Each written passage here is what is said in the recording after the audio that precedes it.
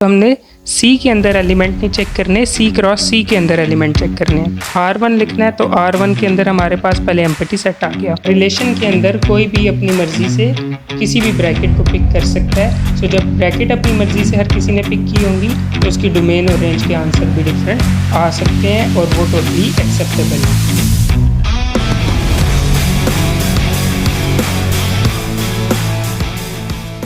Welcome back student, अस्सलाम वालेकुम।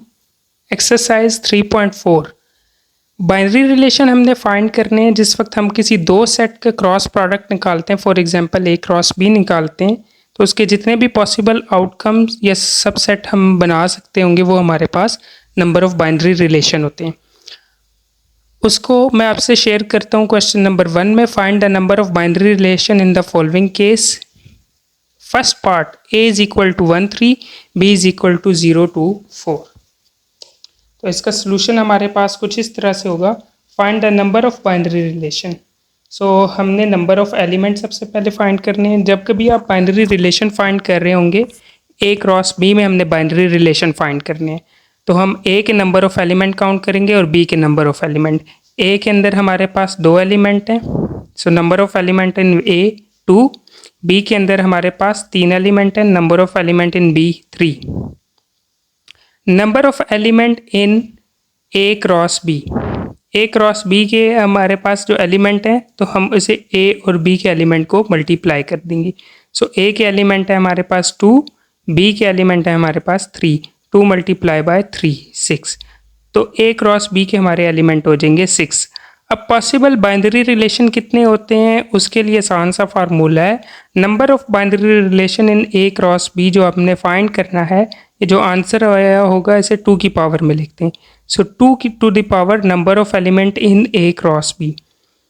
2 की पावर में हम हमेशा लिखेंगे, 2 की पावर में हमारे पास 6 आ जाएगा। A क्रॉस B के हमारे पास एलिमेंट है 6, तो हमने लिख दिया 2 टू द पावर 6। 2 की पावर 6 अगर हम ओपन करें तो वो हमारे पास बनता है 64। सो 64 हमारा आंसर होगा। इसी तरह सेकेंड पार्ट में हमें कहा हुआ है number of element in C set C equals to 7। अब अगर एक सेट आपको गिवन होगा तो आपके पास बाइनरी रिलेशन एक सेट में नहीं बनता, 2 सेट में बनता है। तो आपने हमेशा 2 सेट लेने हैं। फॉर एग्जांपल आपको एक सेट दिया हो, सेट C दिया हो, तो हमने C के अंदर एलिमेंट नहीं चेक करने, C क्रॉस C के अंदर एलिमेंट चेक करने हैं। Number of element in C दिए हुए 7, number of element in C cross C हमारे पास हो जाएंगे 7 multiply by 7 which is equal to 49। So binary relation कितने पॉसिबल हैं C क्रॉस C में? 2 टू द पावर 49। पार्ट 3 में आपको दिया हुआ है D की वैल्यू है 1 3 एंड 5। D की वैल्यू में आगे हमारे पास 1 3 5, सो हम एलिमेंट काउंट करेंगे। Number of element in D is equal to 1 2 3 count करेंगे, 3 एलिमेंट है तो number of element in D 3। Number of element in D cross D, so 3 multiply by 3। Number of element D के 3 हैं, दूसरे D के अंदर भी कितने एलिमेंट हो जाएंगे? 3। इन्हें आपस में मल्टीप्लाई कर देंगे तो 3 multiply 3 which is equal to 9। So possible binary relation हमारे पास हो जाएंगे 2 टू द पावर 9। नेक्स्ट है हमारे पास क्वेश्चन 2। एक्सरसाइज के क्वेश्चन 2 में हमसे पूछा हुआ है find all possible binary relation in the following cases mentioning the number of relation in each case. इनके बाइनरी रिलेशन फाइंड करने हैं और कितने पॉसिबल बाइनरी रिलेशन हो सकते हैं ये भी हमें बताना है। First part A is equal to √2 √3 √5, B equals to cube root of 5। Solution देखते हैं क्वेश्चन 2 का। हमारे पास क्या गिवन था? हमारे पास A की वैल्यू गिवन है √2 √3 √5। B की वैल्यू हमारे पास गिवन है cube root of 5। Number of binary relation first of all हम फाइंड करेंगे तो 2 टू द पावर 2 की पावर में इसके एलिमेंट को मल्टीप्लाई कर दें। A के अंदर 3 एलिमेंट है, B के अंदर सिंगल एक एलिमेंट है, so 3 multiply by 1 which is equal to 3। तो ये बन जाएगा 2 की पावर 3। 2 की पावर 3 अगर हम ओपन करें तो वो हमारे पास 8 के इक्वल होता है। सो हमारे पास पॉसिबल बाइनरी रिलेशन 8 होंगे। वो कैसे होंगे हम निकाल लेते हैं। पहले हम A क्रॉस B निकालेंगे। इसमें A क्रॉस B निकाल के हमने इसके एलिमेंट्स को सारे पॉसिबल बाइनरी रिलेशन लिखने हैं। सो ए क्रॉस बी में मैंने ए और बी को आपस में क्रॉस किया है। सो √2 आ जाएगा 3/5 के साथ, √3 आ जाएगा √5 के साथ, √5 आ जाएगा √5 के साथ। तो ए क्रॉस बी के हमारे पास ये आंसर आ गया। उसके बाद हमने पॉसिबल बाइनरी रिलेशन जो है वो निकाल के लिखने हैं। जिस वक्त आप बाइनरी रिलेशन फाइंड कर रहे होते हैं उसमें पहला एलिमेंट आपका एम्प्टी सेट होता है, खाली। दूसरे एलिमेंट में उसके बाद हम सिंगल एलिमेंट रखते हैं, फिर दो एलिमेंट रखते हैं, फिर तीन एलिमेंट के पॉसिबल पेयर्स बनाते हैं, और इसी तरह से सोन जितने भी एलिमेंट्स हम रख सकते हो। सो फॉर एग्जांपल हमने R1 लिखना है, तो R1 के अंदर हमारे पास पहले एम्प्टी सेट आ गया। R2 हमारा दूसरा पॉसिबल बाइनरी रिलेशन, हम सिर्फ पहली ब्रैकेट को रख लेते हैं। फिर उसके बाद R3 में हम सेकंड ब्रैकेट को √3 और √5 को रख लेंगे। फिर चौथा बाइनरी रिलेशन जो पॉसिबल है, ये वाली ब्रैकेट बचती है, इसको रख लेंगे। उसके बाद हम पेयरिंग करना स्टार्ट करेंगे दो की। फॉर एग्जांपल R5 के अंदर हम क्या रखेंगे, लेट से हम पहली दो ब्रैकेट को रख लेते हैं।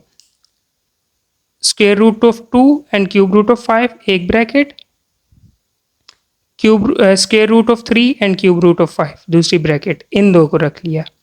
फिर उसके बाद हमने क्या किया, फर्स्ट ब्रैकेट के साथ थर्ड ब्रैकेट को आपस में ज्वाइन कर दिया। फॉर एग्जांपल मैंने लिखा √2 और √5, इसके साथ दूसरा हमने पेयर के अंदर किसको रख लिया, √5 और √5 को। ये हमारे पास R6 की वैल्यू आ गई। फिर इसके अलावा कौन सा पेयर पॉसिबल बचता है, ये दो ब्रैकेट्स आखिर वाली, √3 के साथ √5 और √5 के साथ √5, इन दोनों को भी हम एक रिलेशन में रख लेंगे। ये हमारे पास सातवां बाइनरी रिलेशन पॉसिबल है। और लास्ट बाइनरी रिलेशन में हमारे पास दो के पेयर सारे पॉसिबल हो गए, तो अब 3 के पेयर की तरफ जाएंगे। R8 के अंदर ये तीनों वैल्यू हमारे पास आ जाएंगी। सो √2 √5, √3 √3 और √5 और √5 √5। चलते हैं पार्ट थर्ड की तरफ। थर्ड पार्ट में हमें कहा हुआ है D = 5, E = 1 and 10। इसे कैसे सॉल्व करेंगे, वही मेथड है हमारे पास जी। D = 5, E = 1 and 10। पहले हम इसकी क्या करेंगे, क्रॉस प्रोडक्ट निकालेंगे। इसके पॉसिबल बाइनरी रिलेशन तो हम देख के बता सकते हैं। 2 की पावर D के एलिमेंट 1, E के एलिमेंट 2, तो 2 की power 2 which is equal to 4। 4 possible binary relation है। D क्रॉस E निकालेंगे, 5 को 1 के साथ, 5 को 10 के साथ, दैट्स इट। अब इसके हम बाइनरी रिलेशन लिखेंगे। बाइनरी रिलेशन में हमने क्या किया था, R1 पहला एलिमेंट हमने एम्प्टी रखा था। एम्प्टी सेट को डिनोट करने की ये दो मेथड हैं, या तो ब्रैकेट खाली छोड़ दें या 5 के सिंबल से एम्प्टी सेट को डिनोट करते हैं। R2 के अंदर हमारे पास सिंगल ब्रैकेट आएंगी। R2 के अंदर हमारे पास ये फर्स्ट ब्रैकेट आ गई 5 1। इसी तरह से R3 के अंदर हमारे पास ये सेकंड ब्रैकेट आ गई 5 10। और R4 के अंदर हमने अब दो के पेयर करने हैं। ये एक ही ऐसा पेयर पॉसिबल है दो का, 5 1 और 5 10। तो ये हमारे पास सोल्यूशन आ गया। ये 4 पॉसिबल बाइनरी रिलेशन हमारे पास बनेंगे। क्वेश्चन 3 में आपको कहा हुआ है if P = 7 8 9 then find two binary relation from P to P, also find domain and range of the relation। Question में क्या कहा है, क्वेश्चन में कहा है P की वैल्यू हमें दी हुई है 7 8 9, P to P यानी कि P क्रॉस P हमने फाइंड करना है और इसके अंदर क्या करना है, एक रिलेशन ढूंढना है। कोई भी बाइनरी रिलेशन हम अपनी मर्जी से रख सकते हैं, साथ ही साथ इसकी डोमेन और रेंज भी फाइंड करनी है। डोमेन और रेंज क्या होती है उसके ऊपर भी नज़र डाल लेते हैं। देखिए क्वेश्चन 3, क्वेश्चन 3 में हमने लिखी P की value P = 7 8 9। P cross P हमारे पास आ गया 7 8 9 क्रॉस 7 8 9।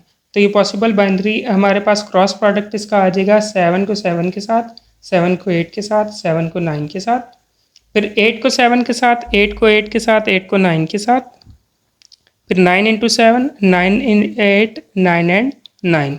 ये हमारे पास सारे ऑर्डर्ड पेयर्स आ गए जो P क्रॉस P में आएंगे। उसके बाद हमने इसके दो रिलेशन लिखने हैं, R1 और R2, जो हमें क्वेश्चन में कहा हुआ था। तो पहले R1 और इसकी डोमेन रेंज लिख लेते हैं। ये आपके पास है R1 7 7 और 8 9।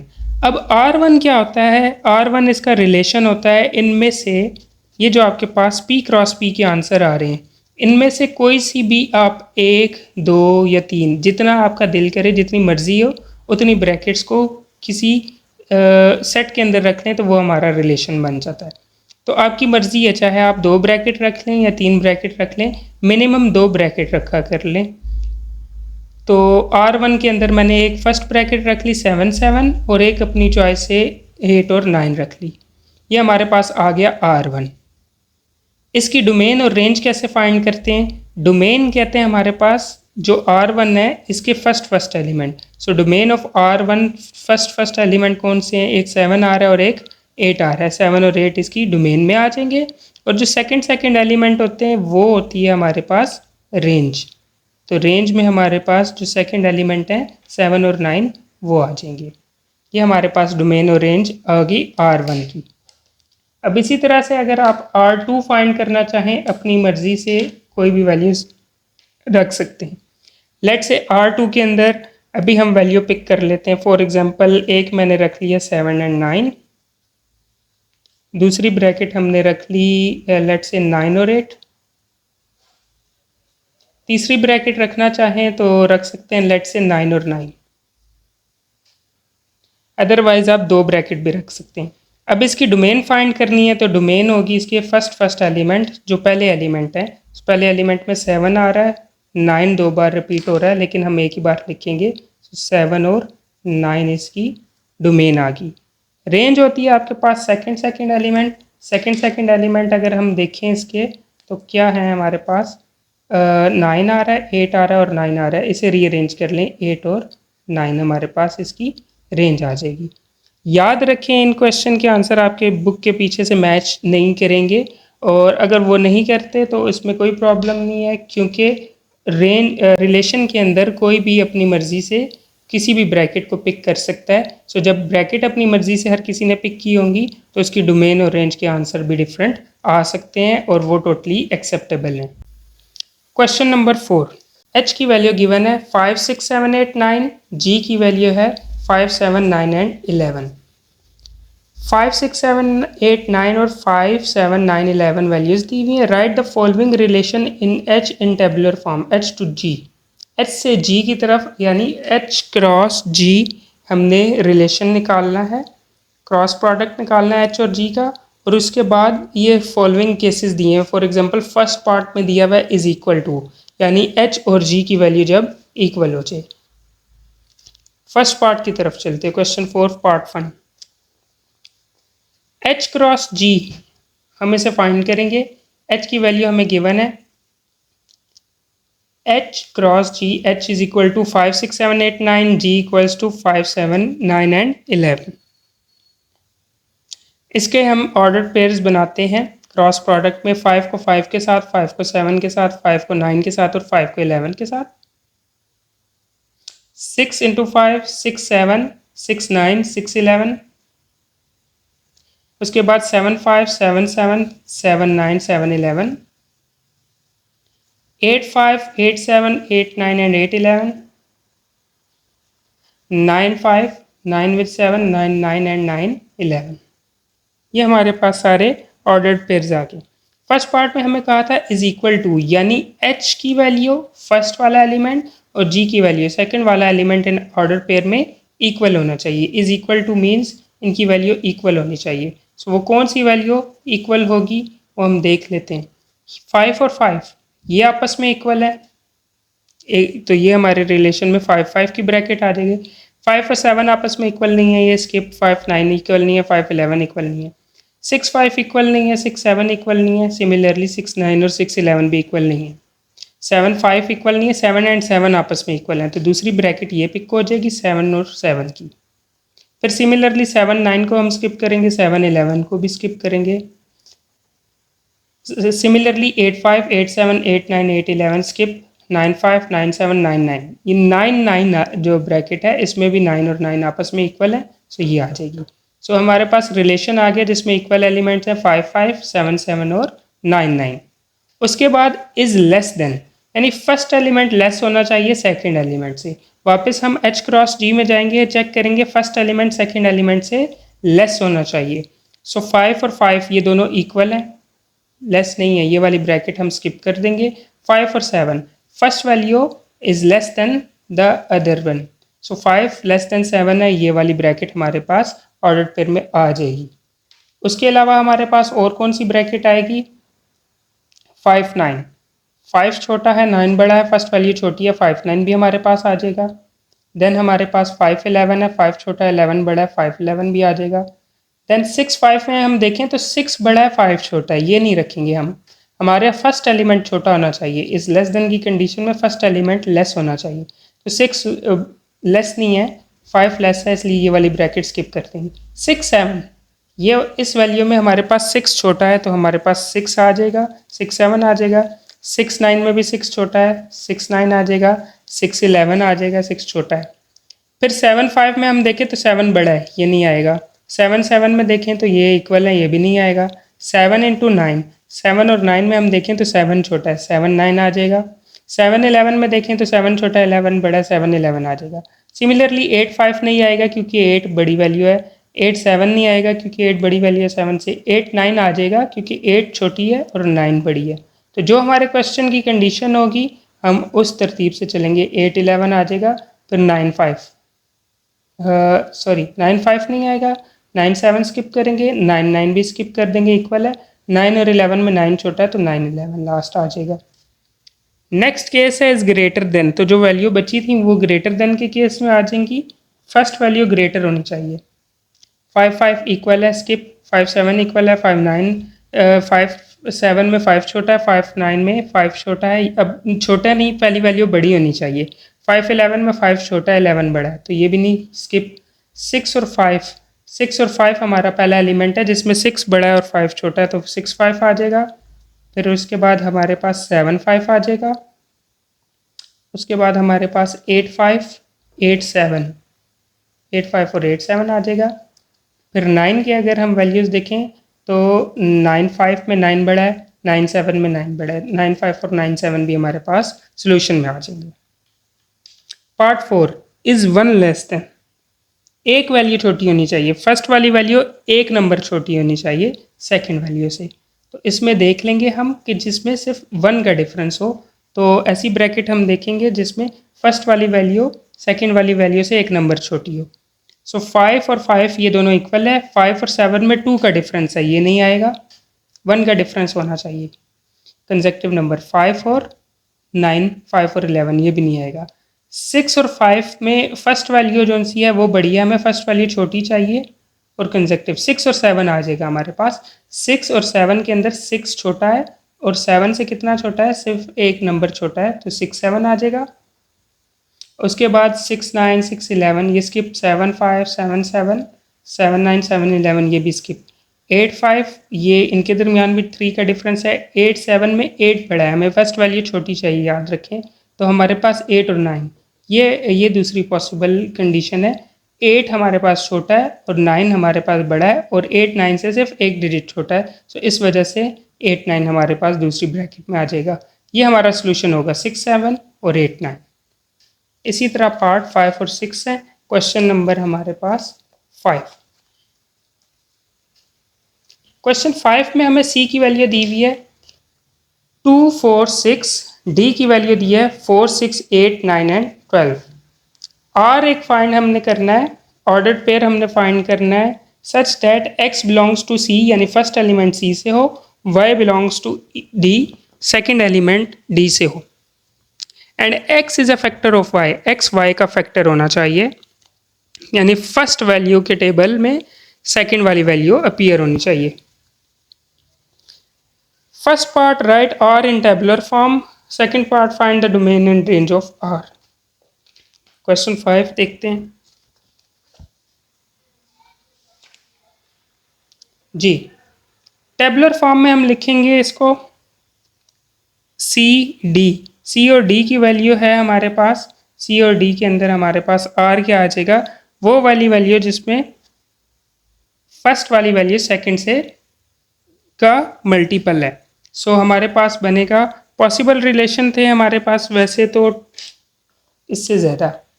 2 को 4 के साथ भी रख सकते हैं, 2 को 6 के साथ रखेंगे, 2 को 8 के साथ रखेंगे, 2 और 9 को आपस में नहीं रखेंगे क्योंकि हमें मल्टीपल चाहिए, सेम टेबल की मल्टीपल। अब 2 के टेबल में 9 नहीं आता तो ये ब्रैकेट स्किप कर देंगे, 2 और 12 रख लेंगे। सो इसी तरह से हमने क्वेश्चन सॉल्व करना है। 2 4 के साथ, 2 6 के साथ, 2 8 के साथ, 2 9 के साथ हम स्किप कर देंगे, ये ब्रैकेट नहीं रखेंगे, 2 12 के साथ आ जाएगा क्योंकि 2 के टेबल में 12 आता है।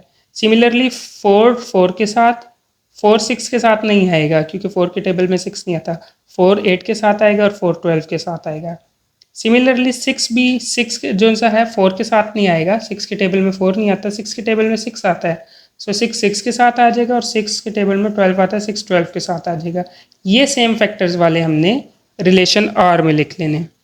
नेक्स्ट है हमने इसकी डोमेन और रेंज फाइंड करनी है। सो इसकी डोमेन आ जाएगी हमारे पास फर्स्ट एलिमेंट है 2 अपीयर हो रहा है, 4 अपीयर हो रहा है और 6 अपीयर हो रहा है। सो 2 4 6 इसकी डोमेन होगी।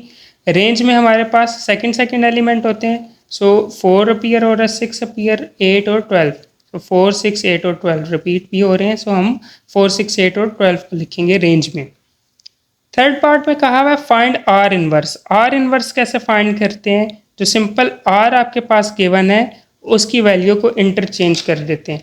फॉर एग्जांपल आपके पास लिखा हुआ है आर की वैल्यू में लिखा हुआ है 2 4, ये आपके पास बन जाएगी 4 2। इसी तरह सेकंड ब्रैकेट आपके पास लिखी हुई है 2 6, ये आपके पास बन जाएगी रिवर्स होके 6 2। सिमिलरली 2 8 क्या बन जाएगा 8 2 2 12, 12 2 बन जाएगा 4 4, 4 8 स्किप चेंज होके 8 4, फिर ये 4 12 12 4 बन जाएगा, 6 6 आ जाएगा, उसके बाद 6 और 12 चेंज होके 12 6 बन जाएगा। तो इट मीन्स आपने इनवर्स जिस वक्त निकालना है तो उस वक्त डोमेन को रेंज पे और रेंज को डोमेन में या इनकी जगह को आपस में इंटरचेंज कर देना है। लास्ट पार्ट है क्वेश्चन 5 का, वो दिया हुआ है represent R by arrow diagram बनानी है इस आर की। तो आर के पास हमारे पास डोमेन यानी फर्स्ट एलिमेंट थे 2 4 6, हमने फर्स्ट सेट के अंदर 2 4 6 लिख दिया।